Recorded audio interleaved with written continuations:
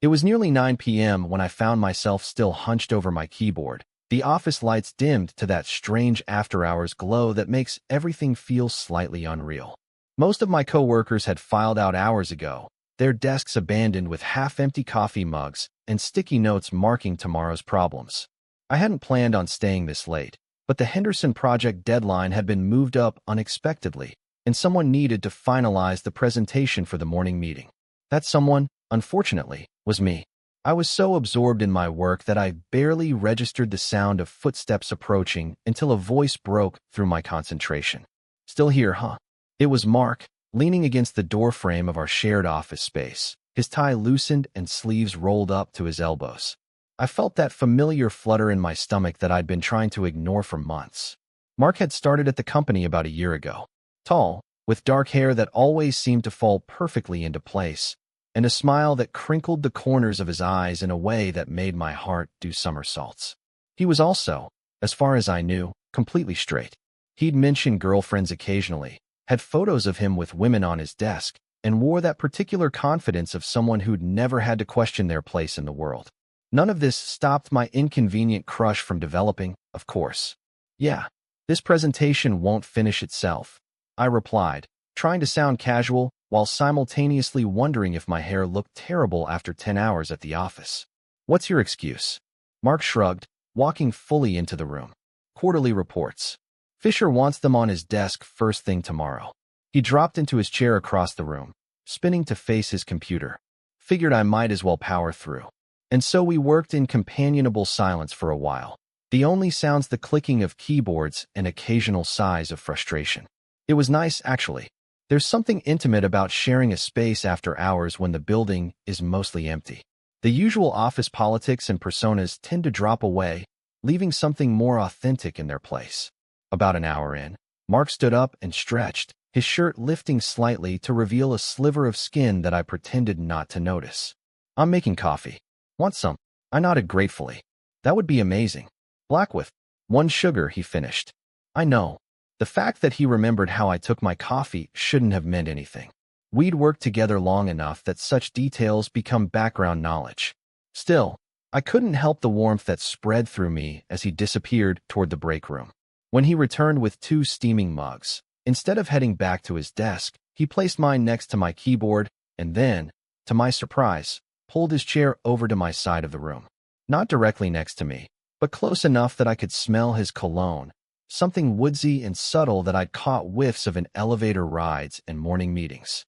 "So what are we working on?" he asked, leaning slightly toward my screen. "Just finalizing this presentation for the Henderson account," I said, trying to keep my voice steady despite the sudden proximity. "You know how particular Johnson is about the visuals." Mark nodded, taking a sip of his coffee. "Mind if I take a look? Sometimes a fresh pair of eyes helps." And that's how we ended up working side by side, his chair gradually inching closer as we discussed color schemes and transition effects. There was nothing overtly flirtatious about it, just 2 colleagues collaborating on a project. But every time our shoulders brushed or our hands accidentally touched reaching for the mouse, I felt that electric current of awareness that had nothing to do with professional feedback. Let me explain why this matters. In workplaces, boundaries between professional and personal relationships often blur in these late-night scenarios. The regular rules seem suspended somehow, creating this liminal space where connections can deepen without the scrutiny of others. It's why so many workplace romances begin during crunch-time projects or late-night deadlines. The shared stress, the vulnerability of fatigue, the absence of witnesses, it all creates this perfect storm of emotional intimacy. But here's the complication. I'd spent months carefully maintaining my professional demeanor around Mark precisely because I knew my attraction was one-sided. I'd convinced myself that keeping a respectful distance was the mature thing to do. Yet here he was, voluntarily closing that distance, and I couldn't help wondering what it meant. "Your design eye is really something," he said after we'd reworked a particularly tricky slide. "Johnson's going to love this." "Thanks," I replied, trying not to read too much into the compliment. "I appreciate the help." There was a moment then, a pause in conversation where neither of us immediately turned back to the screen. Our eyes met, and I had that disorienting sensation of time stretching. His gaze lingered just a fraction longer than strictly necessary for workplace eye contact, and I found myself noticing details I'd tried not to catalog before. The flecks of amber in his brown eyes, the slight shadow of stubble along his jaw, the way his lips parted slightly, as if about to say something more personal. Then his phone buzzed on the desk, breaking the moment. He glanced at the screen, and I saw something shift in his expression before he turned it face down. "Everything okay?" I asked. He nodded, but there was a new tension in his shoulders. "Yeah, just relationship stuff." This was new territory. In all our months working together, Mark had never mentioned his personal relationships beyond casual references. The opening made me curious, despite my better judgment. "Want to talk about it?" Sometimes an outside perspective helps. He hesitated, then sighed, leaning back in his chair. "It's complicated. I've been seeing someone for a few months, but it's not. I don't know if it's going anywhere." I tried to ignore the selfish flutter of hope in my chest. "What makes you say that? Have you ever been with someone who checks all the right boxes on paper, but something still feels missing?" he asked, looking at me with an intensity that made me momentarily forget how to breathe. "More times than I'd like to admit," I answered honestly. What followed was one of those rare, authentic conversations that seemed to exist outside the normal flow of time. Mark opened up about his relationship doubts, his fear of settling, his uncertainty about what he really wanted in a partner. I shared some of my own past relationship mishaps, carefully editing out gender pronouns when discussing my exes, not yet ready to explicitly come out to him despite our growing closeness. As we talked, I noticed how his chair had somehow migrated even closer, our knees occasionally brushing as we gestured during conversation. The presentation lay forgotten on my screen, our coffee mugs long empty. The office around us seemed to recede, creating this bubble where only our voices and the soft hum of the air conditioning existed. "Can I ask you something personal?" he said suddenly, after a brief lull in conversation. My heart rate kicked up a notch. "Sure. Have you ever been attracted to someone you work with?" The question hung in the air between us, loaded with possible implications. I could feel heat rising to my face and was grateful for the dimmed office lighting. This was dangerous territory, the kind of conversation that could either lead to something meaningful or make our working relationship awkwardly uncomfortable forever after. "I think most people have at some point," I hedged, not quite answering directly. "Offices are basically designed to create close quarters and shared experiences." He nodded slowly, his eyes never leaving mine. "That's not really an answer." "Yes," I admitted finally. "I have. It's complicated." "Because of workplace dynamics?" "Partly that," I said carefully, "and partly because sometimes you can be attracted to someone who isn't available in the way you'd want them to be." Something shifted in his expression then, a flash of understanding or recognition that made me wonder if I'd revealed too much. But instead of pulling back or changing the subject, he leaned forward slightly. "How do you know for sure what way someone is available?" he asked, his voice lower than before. This was the moment where the conversation could have tipped into explicitly personal territory, where I could have asked directly what he meant or whether he was talking about himself. But years of careful self-preservation kicked in, and I retreated to safer ground. "I guess that's the risk, isn't it? You never know for sure unless you ask, and asking changes things permanently." He held my gaze for a long moment, then nodded slowly. "Yeah, that's exactly it." The spell was broken by the jarring sound of the cleaning crew's vacuum in the hallway, reminding us both that we weren't actually alone in the building and that it was getting very late. Mark glanced at his watch and looked surprised by the time.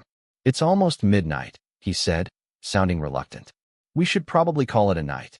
I nodded, suddenly aware of how tired I actually was, and how much my back hurt from hours hunched over the computer. "You're right. The presentation's basically done anyway." We gathered our things in a silence that felt weighted with unspoken words. As we walked to the elevator together, I couldn't help wondering if I'd imagined the undercurrent of the conversation, if I'd projected my own feelings onto innocent colleague behavior.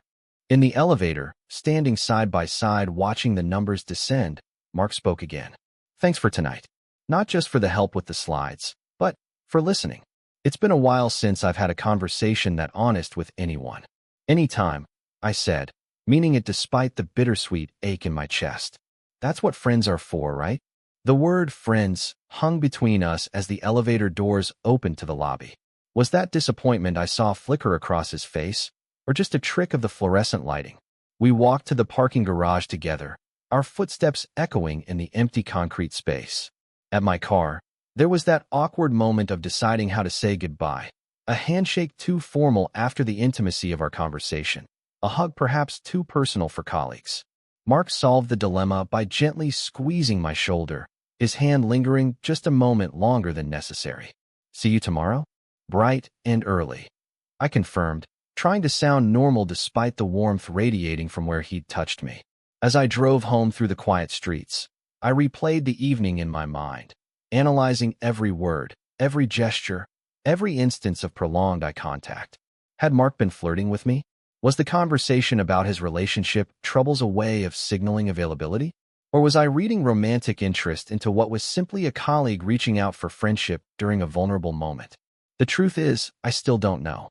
Human connection is rarely straightforward, and the boundaries between professional relationships, friendships, and romantic interest are often blurrier than we'd like to admit. What I do know is that something shifted between us that night, a door opened to a deeper understanding, even if neither of us was brave enough to walk through it fully. The next morning at the office, there was a different quality to Mark's smile when he greeted me, a new warmth in his good morning that hadn't been there before. The presentation went well, Johnson was pleased with our work, and life returned to its normal rhythms. But occasionally, when we're working late or find ourselves alone in the break room, I catch Mark looking at me with that same intense expression from that night. And I wonder what might happen if one of us finally found the courage to pull our chair just a little bit closer and ask the questions we've both been avoiding. What I've come to understand is that attraction isn't always about clear categories or labels.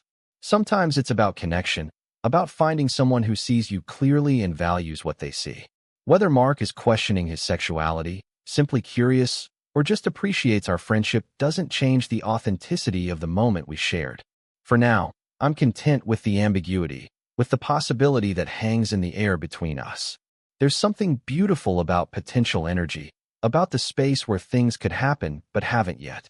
It's a reminder that human relationships are complex and ever-evolving, that the heart doesn't always follow the neat categories we try to impose on it. So yes, my straight coworker stayed late and pulled his chair a little closer.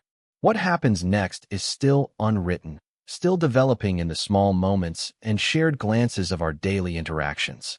And maybe that uncertainty, that sense of standing on the threshold of something that could be transformative, is its own kind of magic, worth savoring before whatever comes next. The workplace continues to be this fascinating microcosm where professional boundaries and personal feelings intersect in unexpected ways. Whether Mark and I ever cross the line from colleagues to something more remains to be seen. But that night changed something fundamental in how we relate to each other, created a new awareness that colors every interaction since. And isn't that, in its own way, a kind of intimacy worth acknowledging? In the end, perhaps the most meaningful connections are those that defy easy categorization, the relationships that exist in the spaces between established labels, challenging us to see beyond our assumptions and remain open to the surprising ways people can enter our lives and change how we understand ourselves and others. Total_char_count, 17,825.